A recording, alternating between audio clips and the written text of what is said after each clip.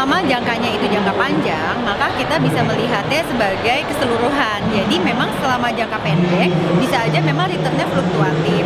Tapi karena kita targetnya dana pensiun adalah untuk di atas 10 tahun, maka contoh di reksadana saham misalnya yang fluktuasi seperti itu tidak apa-apa. Tapi ingat bahwa menjelang pensiun kita harus melihat lagi sudah berapalah aset kita tersebut.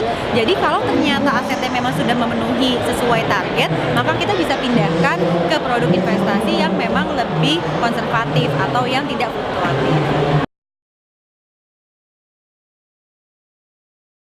Ya, jadi pada saat kita menghitung kebutuhan pensiun, yang paling pertama tentu saja adalah biaya hidup. Apa itu biaya hidup? Itu adalah biaya-biaya untuk membuat kita tetap bertahan hidup. Contohnya makanan, minuman, pakaian, listrik, telepon, dan juga mungkin untuk sedikit hiburan gitu ya. Nah, kemudian yang berikutnya adalah biaya kesehatan. Jadi kita tidak tahu apakah pada saat pensiun kita akan sehat atau kita akan sakit. Meskipun kita sehat sekalipun, maka kita tetap harus punya alokasi untuk melakukan medical check up setiap tahun gitu ya. Nah, yang ketiga baru untuk gaya hidup kita. Jadi misalnya kita mau bisa liburan setiap 2 bulan sekali, atau kita mau bekerja sosial, berderma dan lain-lain, itu semua harus diperhitungkan ke dalam kebutuhan pensiun. Tidak harus di reksadana sebetulnya, tetapi reksadana harus menjadi salah satu pilihan kita.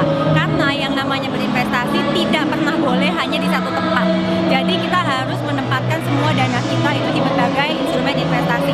Contohnya, kalau untuk jangka pendek kita harus menggunakan deposito, jangka menengah kita bisa pakai logam mulia dan reksadana campuran. Jangka panjang kita bisa pakai reksadana saham ataupun